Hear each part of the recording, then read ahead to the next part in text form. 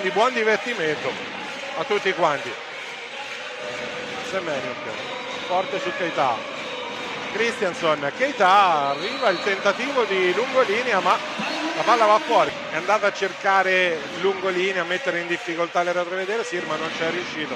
Ancora il servizio su Keita, la palla veramente difficile da gestire, ma non per Micah Christiansen. Poi ancora Loser al servizio su Keita, Christiansen va da Darlan. Impressionante. Anche senza fare chissà quanti ace, l'importante è staccare la palla da rete al palleggiatore. Tanto presente anche il muro di Verona. Come uscire un po' da questa, diciamo, da questa attenzione. Colaci, Giannelli, va da Bentara, trova sicuramente l'uscita, no? Dalla situazione. Straordinaria, lo cercano continuamente.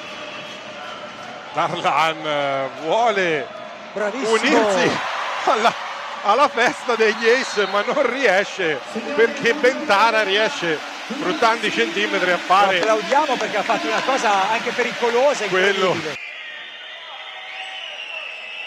Christiansen dai 9 metri va per la piazzata, c'è Ishikawa, Giannelli deve fare strada, Bentara in sicurezza, Darlan al servizio,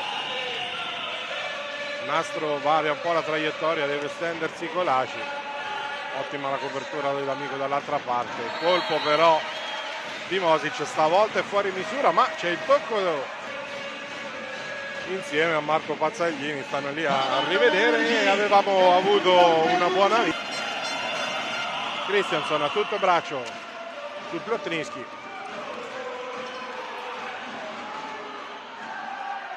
bella la finta, perfetta l'esecuzione, battiamo le mani anche noi. Bravissima Verona, super lucida nel giocare con più qualità. 7 errori da parte di Perugia, 8 di Verona su 24 battute totali di entrambe le squadre. 24 Perugia. E c'è poi uno dietro all'altro nella rotazione, palla che tocca la rete, trae un po' in inganno Perugia. Bravissimo Plotniski.